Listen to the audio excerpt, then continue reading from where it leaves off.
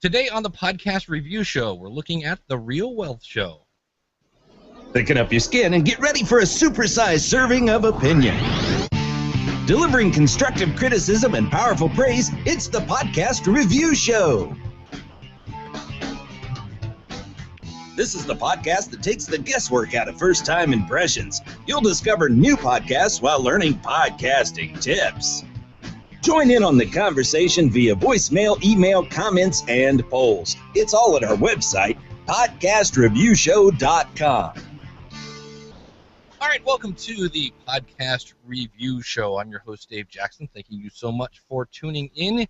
If you're new to the show, this is where I always like to start off and saying this is an opinion. It's an opinion that's been asked for, and it's only an opinion. So don't go too crazy on it. You can find us at podcastreviewshow.com.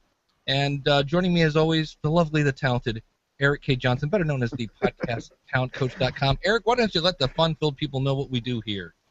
Right here, we invite a podcaster on our show. We, in order to help them improve what they do, find the great things that they do so they can do more of that, and then maybe give them a few tips where they can brush up on it. We bring them on the show so they can promote their podcast to our audience, and then we talk about it right in front of them, and we haven't made anybody cry yet, but this week should be no different. This week was a pretty solid episode, and we're happy to have Kathy Fettke on from the Real Wealth Network. Kathy, thanks for joining us today. Hey, thank you guys. So we always like to find out, like, what got you into podcasting and what's kind of your goal. I think one of the things I really like about this, and I'm going to let you answer the question, is, I'll just let you answer the question. What got you into podcasting? That guy right there behind me. Say hi. He's an early adapter, so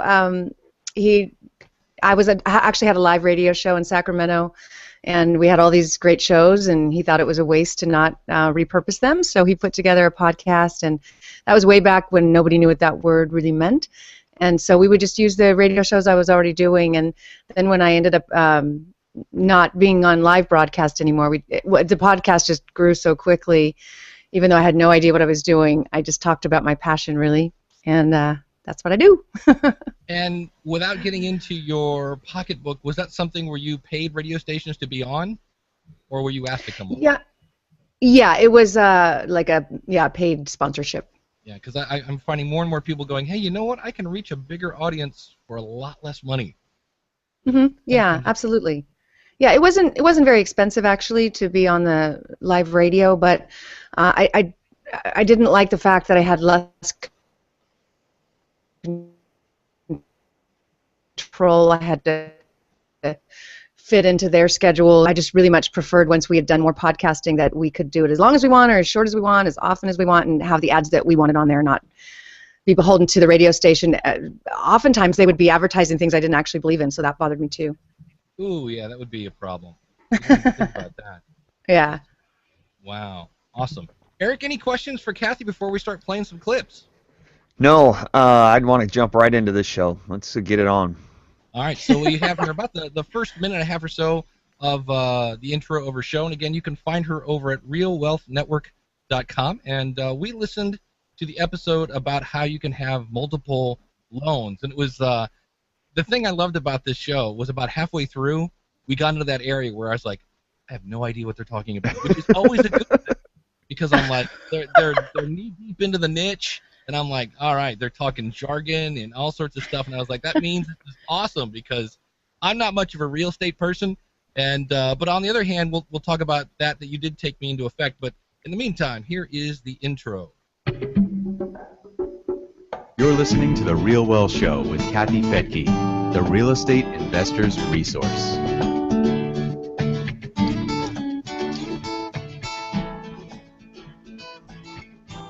What's going on in the world of mortgages? And did you know you could get up to 10 loans to buy investment property? And possibly more. Find out all about that here on The Real Wealth Show. I'm Kathy Fettke, and I'm going to be interviewing Chaley Ridge from Ridge Lending Group. She's going to tell us all about what's going on in the financing world. And, of course, that's one of the ways that you can really radically accelerate the growth of your portfolio through leverage, which we'll talk about in a bit too. So Jaylee, welcome to the Real Wealth Show. Thank you, Kathy. Hello, investors. I'm so happy to be here. Great to have you here, and we're excited too because to grow a portfolio, to grow $1 million portfolio, it really helps to have leverage to do that. And in real estate, you can have $200,000, $250,000 to grow $1 million portfolio, and that's exciting. Absolutely. This country offers the best leverage at the longest term mortgages on the planet. So we have a very unique opportunity here to really utilize those tools to grow the portfolio at the highest returns anywhere in the world. It's very cool. And there you go. Just a quick intro of the show. And Eric, I will let you go first. I love the intro of the show. It tells the introduction of the show, not necessarily the intro of the episode, but the introduction of the show is clear and concise. You know exactly who your audience is, and it tells me exactly what I'm going to get out of the show and who the show was developed for. I love that about the show. It was great. It was focused, and it got us right into where we're headed. Yeah, I'm with you. It was like boom, right into it, and it took her that was like 1 minute and 40 seconds, and we're already into the interview. And I love the fact that you started off, you said, what's going on? I'm like, all right, cool. Here's a person. We're just going to have a chat. It wasn't like super stodgy or somebody trying to be like the radio. It was just Kathy kicking back to chat with some folks about real estate. So to me, the intro music just kind of had a cool kind of, are you in California or something? Just kind of a cool laid-back kind of thing going. So many people want to put a lot of fluff at the beginning. Oh, here, just a couple housekeeping notes. Don't forget about this. And last week we did that. And here's where you can find this. And it takes so long. What you did here is here's why you're here. Here's who we're talking to today. And we jumped right into it. And I thought it was a very strong introduction. Yay! that's probably his rich. Say hi again. Say hi. You got to turn around. he's the reason. He's like, man, you just talk too much. You need to stop talking. Let the guest talk. Well, it's a skill, that's for sure. Interviewing is definitely a skill. And one of the things a lot of new really people usually just like to hear themselves talk. Yeah, definitely. Yeah. One of the things I really liked early on in the interview is I said, about halfway through, I was like, okay, wow, what, they're talking all this different loans and this and that. But the one thing I loved is there was a time when your guest started kind of going off into the deep end and you interrupted your guest. And I'm like, it sounds weird, but that was really cool to go, hold on a second. I got to remember that I'm doing this for an audience, not just an interview. So let me play that clip here real quick. To do an additional 8 portfolio type loans. So let me stop you right there because we have a lot of new investors in our network, and I just want to kind of explain what you're talking about. Yeah. When you say you have Fannie and Freddie loans versus portfolio, what do you mean by that? So to me, I just heard that and I was like, wow, that was awesome, because you always have to kind of listen, and that's why interviewing is tough. You're thinking about what's the next question. Should I ask a follow-up, or maybe I should use a question I have here in front of me? And then at the same time, you have to be thinking, is my audience understanding what this person is saying? So this interviewing is not an easy skill. And when you did that, I was like, oh, that was very, very cool. That because some people also like, well, I don't want to interrupt. I don't want to be rude. And it's like, well, no, you weren't being rude. You explained why you wanted them to go deeper into it. And that was something that jumped out to me that I was like, oh, wow, that's really, really cool. It was pretty cool because Dave and I both pulled this clip out to comment on. A lot of podcasters, when they're doing interviews, their guest will all of a sudden get to running down a rabbit hole and just talk and talk and talk, and they don't really know how to stop them, how to interrupt them, and the guest will take over the show, especially a new guest or a guest who has a lot more experience than the interviewer does. And I thought you did a great job jumping in and interrupting in a polite way to ask for further clarification, so it stopped your guest from going down a rabbit hole or continuing on with an answer that was getting away from you. So you did it politely, but you also helped the audience by clarifying what your guest was talking about. And as I listen to your show, I wonder, okay, we're creating a podcast here for the serious investor. These are people who are, somebody who's going out to get 10 investment property loans at one point in time, they're a serious investor. They're doing this real. This isn't some guy who's got a couple rental houses on the side. This is somebody who's diving into it. So we're talking to serious investors. How do we get more people into that tribe? How do we get the casual real estate investor included into our group and into our conversation and get them to be a serious investor? And by interrupting your guest and asking questions like this, it helps those newbies grow and develop and become serious investors. So I thought that one example right there was not only a great example of how to politely interrupt a guest, but it was a great way to get new people into your tribe and continue to grow your audience. I thought it was solid. Awesome. Thank you. The other thing, as I was listening through, I have a note here to myself. I called it Inside Baseball, but Inside Tips. And really, in the end, you want people to, walk away with some sort of takeaway or knowledge that, hey, I didn't know that. And really, this whole episode is kind of based on that. Did you know? Here are some tips how you can get just more than one loan. So that's kind of what this clip is. Tell me some exciting, I know you can't say names, but just some exciting things that some of the investors are doing that you're working with. I know you work with investors nationwide, and sometimes it's just fun to hear what people are doing out there. Yeah, absolutely.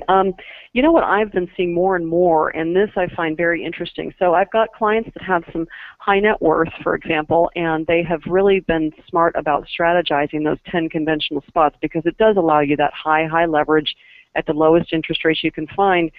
And they're coming in as renters. They don't even own a primary yet because the rules for the limitation, that number of properties financed, doesn't apply to a primary residence. So what I'm seeing happen more and more often is, let's say, a husband and wife, they can qualify independent of the other. They go out and they leverage their 10 spots on investment properties exclusively, and then in the 11th, they'll go and they'll find their primary residence after they have exhausted all of those spots for their investments. Each of them have done this. So what they end up with at the end of the day is 20 conventional mortgage spots, and then they can go out and get their primary residence because the limitation, again, does not apply to a primary residence. You could have 50 rentals with mortgages on them. If you qualify, the owner-occupied can come later. And so when I heard that clip, I was like, this is something that you have an expert on, and they're not holding back. It's like, here's how you can get, a bushel full of loans here. And I thought for somebody who's really looking to do this, they're probably thinking, oh man, I did not know that, and it's it can be a wife and husband duo. And I just thought, okay, that's not my bag. I love the fact, I think at one point somebody said it only takes $300,000. I'm like, yeah, I think I got that right here. But I love the fact that it was such a great tip that I thought somebody who is in this, somebody in your audience probably just went, wow. And I thought it just seemed like a really great tip for me. One of my favorite things about this particular episode is that not only your guest, but you gave real concrete examples. I often recommend to podcasters that they don't use numbers in their podcast because they're very difficult to follow if you don't have that visual to help along. But you did a great job in this explaining how you can get 10 property loans, how you can use that money, how you can use your net worth to roll into that to justify your loans, how you can use the rental income from those properties to help justify the loans. I thought you did a great job using specific examples without getting so into the details that it became confusing and I got lost with it. I thought it was a great example of that. So nice job using examples. Thank you.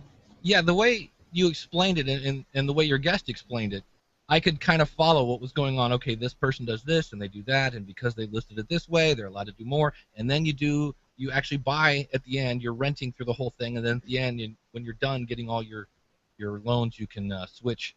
And I was like, okay, I followed that. So as much as Great.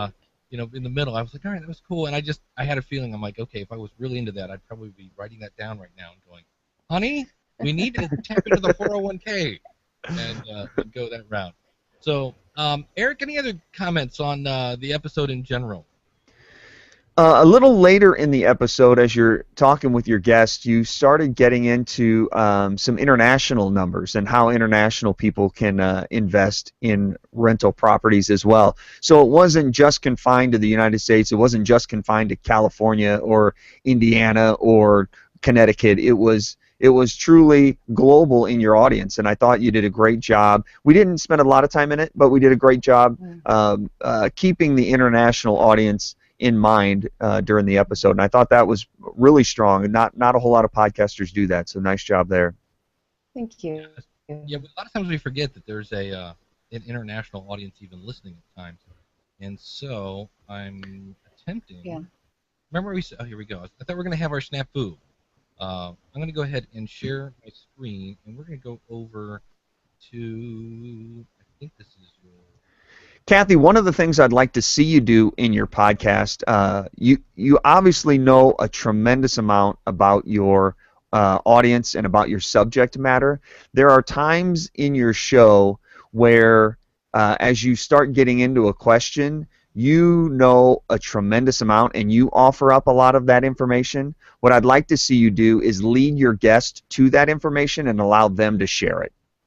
Because there's a reason we have the guest on. That's to share their expertise. So rather than you doing a lot of the explaining of why we're getting 10 loans or how we can leverage our 401k and use that as a demonstration of our net worth, allow your guest to kind of do that, and then you come back in and fill in the holes where necessary. Got it. Okay. Now, as we look at your website, is this something that you're doing? Or are you having somebody else do this, or? Somebody else. Yeah, we have a web person. Got it. Okay, because I like the website. It's a nice layout. You're using a really popular theme called Avada, A-V-A-D-A. If you're into WordPress, that's how they're making this, and that's how you have all the built-in sliders and all the fun little bells and whistles on it. So, and this is I started to say this at the beginning of the show. One of the things I like that you're doing with your podcast is at the end you've given people information about how to get a loan and how they can get into this market, and then the idea, of course, then is, oh, if you need help finding properties, hello, welcome to the Real Wealth Network. And I was like, that's just a great tie-in where the podcast is completely in a line with your website and the overall picture of what you're doing. And so when I first came, I was like, now normally I would say, well, there's no player on the front page or things like that. But in reality, that's not your goal. Your goal is to get them to your website and potentially get them as a client for your Real Wealth Network. Now you do have it. I'm glad you have it labeled radio here, and I think that comes back to you kind of knowing your audience. That who is like your typical audience? Like if we want to go geeky here, like what's your avatar for your business? The avatar for your business. Yeah, I would say somebody probably 58 years old, well, 55, wanting to be able to retire in 10 years, not really very close, and needing to accelerate that. Right. And has some money. Yeah. And so if you throw the word podcast at that person, they're going to go, who? A what? So instead, you have the word radio at the top of your page, and I'm like, that's probably a good move, because I had a feeling that was your typical demographic, somebody that's like, okay, I'm retiring, but I want to have a little nest egg going on here, and I want to keep things going. So when you go to the website, it's cool that here's your player, so it's not too far away once you click on radio. And then if you want to go to the show archives, you can go here. And again, you've got all your play buttons are here. There it is. Sometimes when you share your screen, it's if we see things slowing down here, it's not Kathy's website. It's the fact that we're sharing this with Google Hangout. The one thing we did find, it was kind of funny, because we originally asked you what episode do you want us to review, and you said, I'll just pick one. And I'll have to go back and pick one, because the one we picked would not download. We actually had an issue with that. And the one thing that I noticed, and it's not a huge deal, but right now you're using your website as your media host. In other words, the people that are hosting your media. And so far, obviously, it's not causing a problem, but the more popular you get, you're running the risk till eventually, even if your web host says we have unlimited bandwidth, you may be running into a situation where they will eventually ask you to either upgrade your package or just flat out move and it's not due to the bandwidth. It's that website hosting is not. They're not used to having thousands of people try to grab one file at the same time, where a media host like Libsyn or Blueberry, somebody like that, is. I don't know that that's what caused the download problem. I just know that when I went to it, first it didn't work in the podcast player, which is where I went to download it. And then when I went to the website, I think, Eric, you went to the website, and you said, I can't even get this to download off the website. I tried to play it in a new window from the website. I tried to play it from the player on the website. I tried to download it from the website. Then I went to iTunes and tried to get it from there, and it wouldn't download on iTunes. Do you remember the episode number, Dave? I want to say it was number 8, or I'm looking at the titles here. I thought. When we went in to pick an episode, Kathy, Dave says, I don't know a whole lot about real estate investing, so I don't know a whole lot about any of these subjects. So he picked one that will banks make it easier to borrow in 2014? Yes. I'm like, all right, that sounds good. That's the one. And when I go to play this in a new one and I watch, it'll work perfectly. No, see, file not found. Oh, okay. I'm not sure. All right. I look at the download here, it looks like everything else is normal. You're doing a good job of not putting spaces in your file names. That sometimes, in theory, shouldn't cause a problem, but I have seen where it is. So it wasn't a big deal. It was just lucky us to pick the one that didn't work. Yeah, so not sure if it's the RSS feed that's trying to get it to iTunes or what happened there. But when we went and grabbed the How to Get 10+ Investment Property Loans, that one downloaded just fine. That one, I got that one to work on the website and through iTunes. So it's not anything that you're doing as a general practice. It just happened to be that particular episode. Yeah, it was like, wow, what lucky us. I'll pick one anyone, and we picked the one that doesn't download. That's good to know. How lucky. The other thing that, as I was going through, everybody wants to grow their audience. That's always important. And so when I went to the post, if I remember right in my notes here, it's 100+ words. There's not a ton here for explaining what's going on. And I thought for all the numbers, you did a great job of explaining the numbers, but this would have been a good place to maybe put some of those details. Because if somebody's listening on a treadmill, it will, they're trying to write things down, they're in the car, and if you direct them back to your website, instead of having to go back and listen again, they've got those notes right here. And plus the other thing with show notes is typically what we call them. It's just a blog post, basically. But on this post, the more words you have, the more Google can find it. Because unfortunately, Google listens to your audio. And so that was the only thing I thought of. I thought, well, on one hand, if you just cover one topic, how much can you write about one topic? But I just thought, well, you could have added a little more to that. Eric, any thoughts on the website from your side?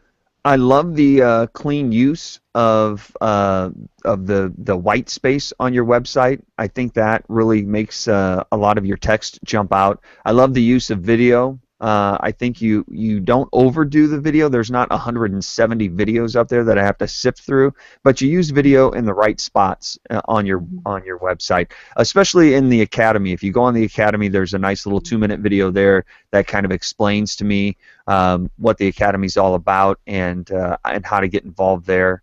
I think how to contact you is highly visible with the questions, the call us link at the very top with the 888 number. Your about page is really prevalent. I think the website's solid. Overall it looks great. I like the theme. I like the ease of use. Tell me a little bit about your Academy. How do you get people into that, and what does it do for them?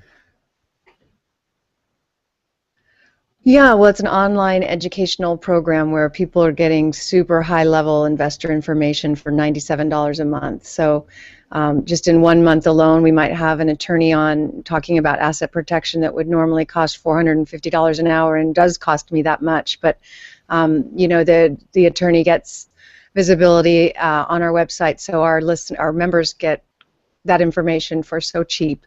So it's just a great way to provide education for people that's affordable with really high level information, and we try to simplify it and make it easy to understand. Is most of your content intended for the average or the general investor, or is it area specific? Anyone who has, I mean, ideally, good credit is helpful. Some savings is helpful. We're not the kind of organization like many of them out there that promise people they can make money if they have no money. There's a lot of other organizations out there. So we really are looking for the people who have good credit, they have a good job, they've started savings, they have an IRA, but they're just not close to retirement, or they're not. It's really hard to be able to retire on 10% savings. You just can't do it. So we show people how to accelerate that. Great. Yeah, I love the website. I think it looks clean and very easy to use. Oh, good. The one thing I did find out, and it's not, it's just we all want to grow our audience, and it's great that you have this button here to subscribe in iTunes. That's the good news. The bad news is they are not pointing to iTunes. What they've done is you're using a program called FeedBurner, so you might want to tell your tech guy. FeedBurner, not my first choice, but it's not a deal killer. But they started it. There's at the beginning, and I'm going to get my geek on here. They added, instead of HTTP, which is fine, they put ITPC, which stands for iTunes Protocol. And normally you put that to your iTunes link. They did that to your FeedBurner link, which basically it derives it to iTunes, but because you're not using your iTunes link, iTunes goes, I don't know what this FeedBurner thing is, so you end up with just a blank page in iTunes. And so it was just something that it's a super easy fix. It's just right now that link here on the website doesn't work. The other thing you might want to look into is iTunes is great on the iOS side, but you've got a whole big market on the Android side on smartphones. Right. And right now the number one way people listen to podcasts on the Android is through Stitcher. So you might want to maybe put I see you've got the archives here. You might want to put like the iTunes button maybe here under the show archives, and maybe one for Stitcher. That way, if I just see here, this reloads every now and then, but that way they don't have to wait for the button to show up. But I see. Okay. It was just one of those little things that I was like, because I always like to click on everything and make sure it works. And I clicked on that and I'm like, oh, you know what? And I looked at the link and I'm like, oh, so close. They just missed one little itty bitty thing. But that so way, instead of ITPC, it should be. What it should be is, in fact, we'll kind of talk about this as it goes on.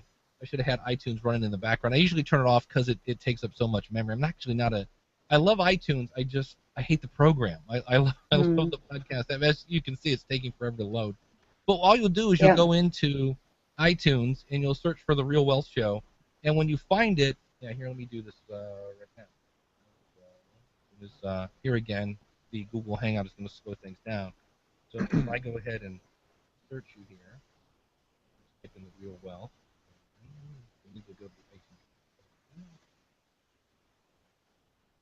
Have you had people say to you that they found you because of your podcast? A lot of people have, yeah. But we've been doing it so long, I got a little lazy. I haven't been as consistent, and that's something you guys don't actually have to tell me because I already know I need help in being more consistent because I went on vacation all summer and I forgot to do some podcasts, like a lot. Yeah, it's one of those where you kind of have to plan ahead, or in some cases you can just take old shows and go, you're listening to the best of. So here you are in iTunes, and if I just right-click on this and choose Copy Link, what you can do is, I'm just going to throw this in Notepad. There's your link, iTunes, blah, blah, blah, and I can see this. And all you have to do is take this HTTPS and make it ITPC, and now the beauty of that is, in theory, if I go back to a blank website here and put that in there, it should,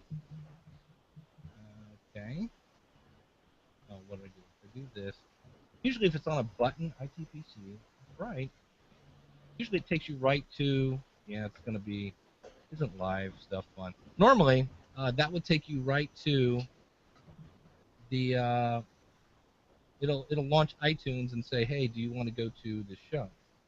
So I will have to double check that unless iTunes has changed their spec. Because normally, maybe it's not working because we're going through, like I'm telling you, if that's on a button on your website, it's like clockwork. So the fact that I think I'm doing it here it thinks I'm searching for that, so it's saying I can't find that search. But if that was a button or a link or something like that, Okay. it'll work. So that's all you Okay. do. You find your link in iTunes and copy it and just change that. And what's nice about that is it bypasses, Right. thank you, Apple. Apple used to have a one-click subscription, and what they do now is normally you would click on it and you have to go, hey, I want to see this in iTunes, and then you have to click on subscribe. So by putting that ITPC at the beginning, it takes them right to iTunes on your page, so all they have to click on is subscribe. Okay. And then the other thing, tell your tech guy, if he goes into the general area of WordPress and goes to settings, and this may be something you're doing on purpose, so you'll have to tell me, right now you only have 10 episodes in your feed, and I know you have more than 10 Okay. episodes. And Right. you could bump that up to 25 or even 50 without Okay. really causing a problem. And the more people consume you, the more they know, like, and trust you, and Right. hence they're going to come back Okay. and say, hey, we're ready to go now, and sign up for your academy. And then Wonderful.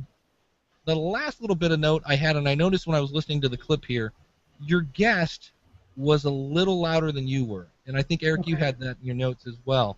I did.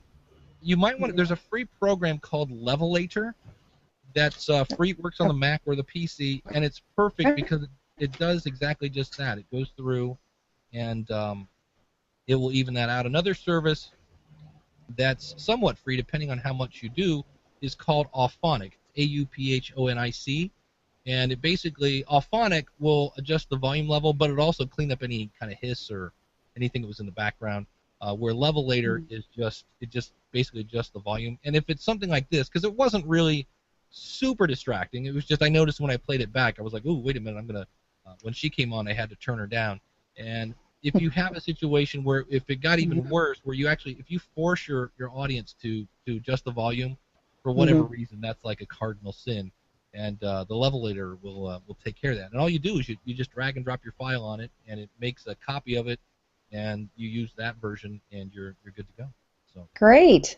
So it sounded like a lot, but it really wasn't. All these things were just little itty bitty. Just hey, if you just change this little link, and okay, if you just that a little bit. So we're talking like little icing on the cake kind of stuff. But your album art was great, and the overall volume of the file was great. So in the end, I was like, okay. And you're using Avada or Avada, however they say that, and I'm actually playing around with that theme myself because it's a really popular theme and it makes really good looking websites.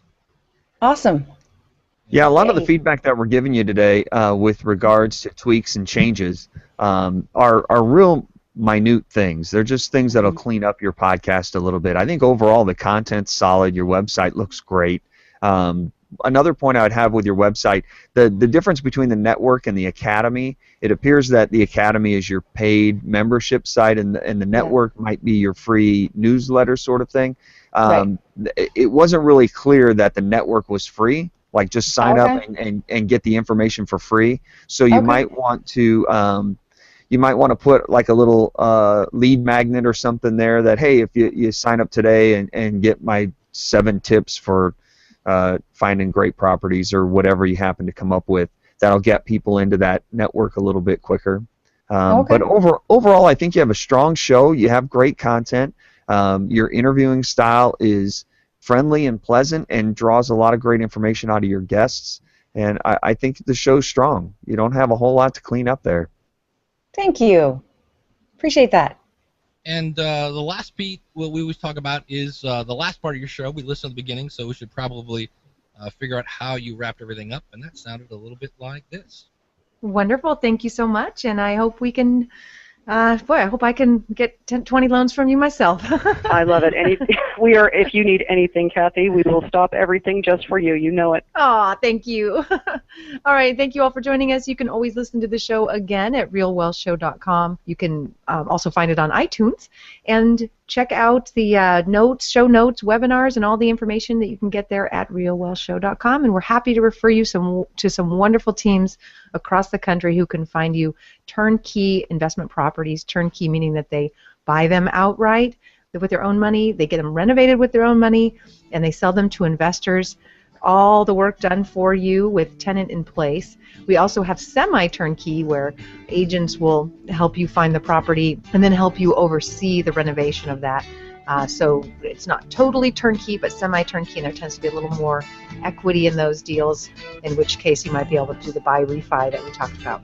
So just let us know. Kathy at realwealthshow.com is how you reach me. We look forward to seeing you next time. Thanks, everyone. Bye-bye. You make the teacher in me smile when you start teaching people what this means. See, that to me, I was like, all right, so when you, what's turnkey mean? We got the partial stuff. And it was, the thing is, if you can educate people as you basically, it's not a hard sell, but you're explaining what this is. If you're interested in getting into this, this is what we have. So it was a really, for me, it seemed like a really soft sell. And yet at the same time, it was very much, hey, if you want to take it to the next level, if you want to go this route, here's what we have to offer. And not a lot of distracting. So many times we kind of joke here that it's follow me on Twitter and LinkedIn and Facebook, and then do the newsletter thing and this and that. So, Eric, your thoughts on the way she wrapped it up there? Yes, we so often talk about the call to action and how we need one specific focused call to action at the end of the show to make it powerful so your audience doesn't have to try and decide which action to take. And I thought at the end of your show you did a great job leading everybody back to the website, because that's what really drives your network and drives your academy and drives your business and everything you do. I thought the call to action at the end was really strong, driving everybody back to the website for everything that you offer. I agree with Dave in the fact that it wasn't a big arm twist, hard sell push to buy your products or your services. You did a great job selling the benefits of what you do, not only at the close here, but throughout the show. And for the opportunity to get more information and get involved with what you do, one simple call to actions: visit the website. I thought that was strong. Nice way to wrap up the show. Yeah, and when you went to the website, that's where it really then said, wow, you've been doing this forever. And I love, like Eric said, your website explains what you guys do again. So there's a very cool educational part of it that kind of was like, okay, I understand completely what you do. So your podcast got me interested, and which is great. It's a great lead generator. And like, okay, this sounds pretty cool. And then you come here, and then this is like, oh, here's your need. You've now basically said, well, I should probably go get a loan. Why not? And then your website's like, and here's what you can do when you get approved. And so to me, it was like, this is a nice, it's well laid out, well planned kind of strategy for growing your business. And you said earlier that you've had a lot of people contact you and said, oh, I heard you from your podcast. So it sounds like it's working. Yeah. So yep. Anything that you'd like to ask us before we start wrapping ourselves up here? Anything your questions about? Well, I guess just. Yeah, it's just that consistency of, hiring someone to help, or I don't know. That's just been really the biggest challenge, is getting it done. Yeah, are you doing basically all the audio stuff yourself, or is that the guy behind you again? Is he doing it, or you? Yeah, he does it. But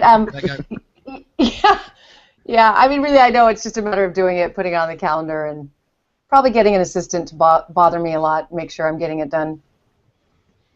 One thing you might try and do is knock out a few episodes at one time. If you go into the studio for a few hours, maybe pick a Saturday and take 5 or 6 hours on a Saturday at the beginning of the month and knock out 4 episodes, and then just turn that over to your assistant to create them and schedule the posts and make them go out. Now you're really only investing 6 hours a month, but you have an entire month worth of episodes to post. Yeah. It's a great idea. Do you always have interviews, or is it sometimes just you sharing tips? Sometimes just me. Okay. Yeah. Because the nice things about those is it's really easy to schedule yourself. That's the one thing I like. It really is. That's the one thing I like about solo podcasts. It's like, let's see, am I available? Yes, I am. Okay, let's hit record. And you go. But yeah, consistency is key. It definitely helps. It's not something that will just completely slaughter your podcast, but I've been reading a couple different books. I'm reading one now from Jared Easley, who is one of the guys behind the podcast movement, and he made a great point. He goes, your audience, you become part of a routine. I've had people tell me that, Dave, I love starting off Mondays with you because you're in the car with me on the way to work on Monday, and because that's when I release my one podcast. And so when you're not there, they're kind of like, well, you've disrupted my routine now. Now I got to listen to whatever. It's true. I hear that a lot. I hear people are really, really bummed out when I when I miss skip a one. few weeks or a month or whatever I do. Yeah, I need to. So in some cases, especially in your case where you've just got 10 in the feed, you might be able to go back to one that's like, been a while and say, hey, you're listening to a best of episode. I know Okay.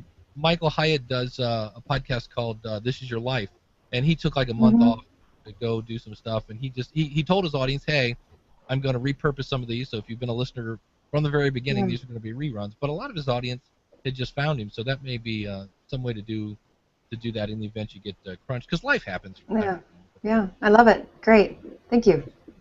Eric, anything else you'd like to throw in before we start wrapping things up officially here? No, I think we hit all of it.